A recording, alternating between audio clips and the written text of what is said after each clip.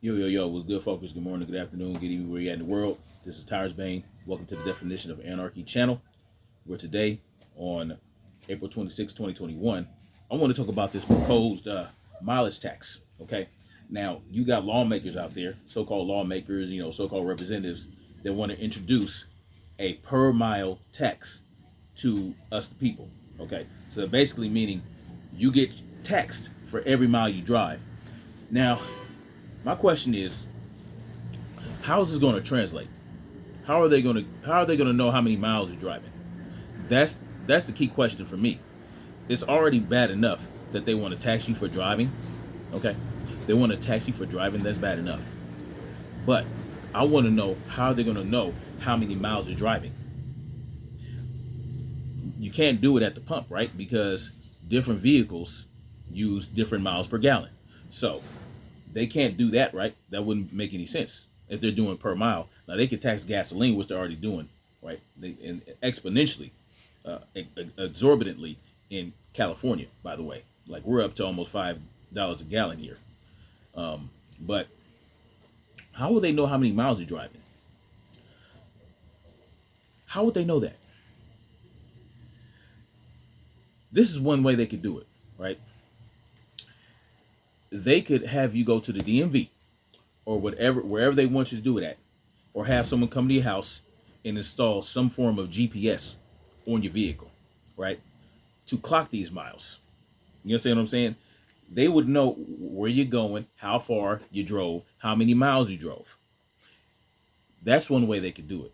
Or they can ask you in some type of like a survey. Maybe you fill it out when you file for registration renewal. You have to put down how many miles you drove that year. I don't know how they want to do it, but if they go with, you know, answering questions at the DMV, when you renew your registration, then that's gonna take the honor system. They're gonna have to trust you to go with the honor system to make sure that you're telling the truth, or they can put something on your vehicle to make sure that they actually gonna know how many miles to drive based on what that GPS device tells them.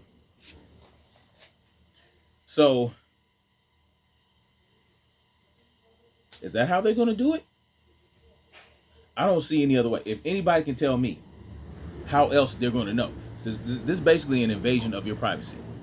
They're going to know where you're going at all times. This thing is going to be on 24/7. Okay, they're going to have a geolocation on your vehicle 24/7, 7 days a week. It's never going to be turned off. They're always going to know.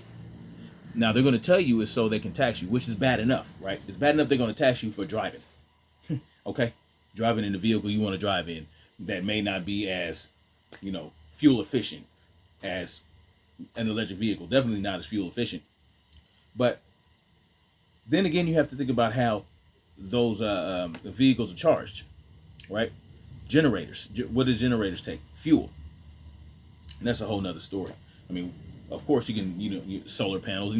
Some states have solar panels. California, they have solar fields all over the place.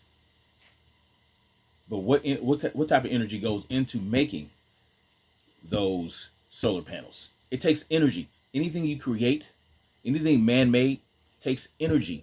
Okay, and they have to get the energy from somewhere, right? They're not using a solar generator to create solar panels. Anyway, that's a whole nother story. Like I said, the biggest issue is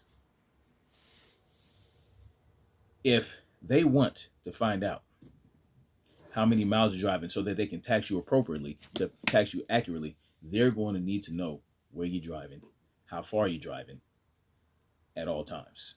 And that, my friends, is the scary thing about this. Okay?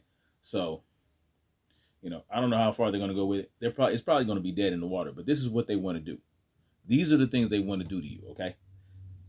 They're coming after your freedoms, whether they succeed in everything or not. Whether it's piece by piece, whether it's death by 1,000 cuts, it's still a death worth fighting against. You understand what I'm saying?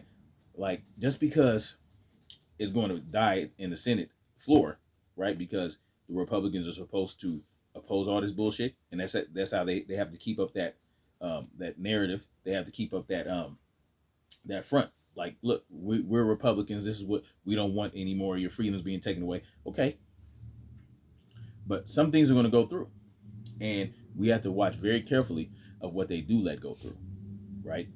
Like they want, all these gun control bills are dying on the floor, right, in the Senate, ostensibly, but red flag laws are bipartisan, right? So if they introduce a red flag law bill to the Senate floor, can we guarantee that 10 senators aren't going to hop on that? 10 Republican senators aren't going to hop on that to make that pass? We'll have to wait and see.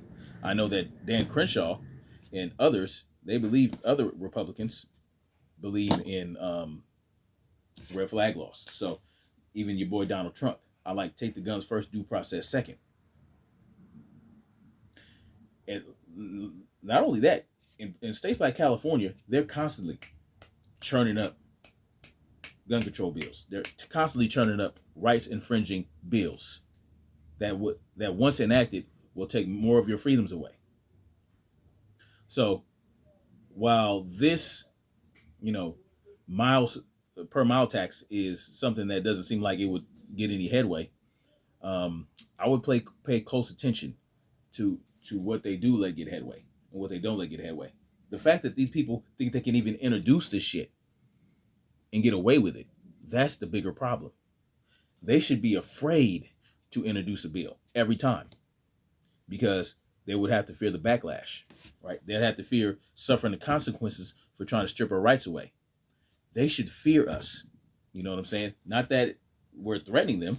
It's just that they know, well, you work for us, and if you don't represent us properly, you must suffer the consequences. But there's no fear of that in any branch of the government or any department. The police. It doesn't happen with the police department. It doesn't happen with Congress. It doesn't happen with senators. It doesn't happen with the council people.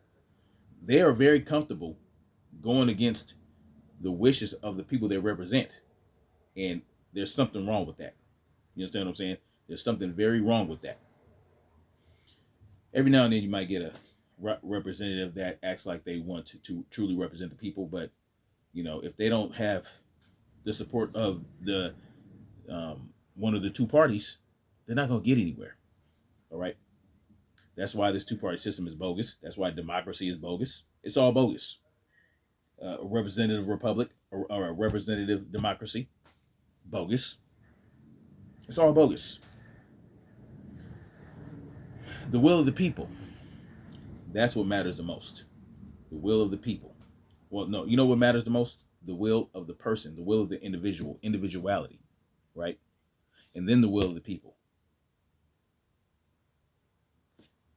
But that's my take on it. Y'all let me know what y'all think, man. Do you think this per mile tax is going to go anywhere? Do you think, how do you think they're going to go about getting the information they need to tax you for this per mile tax?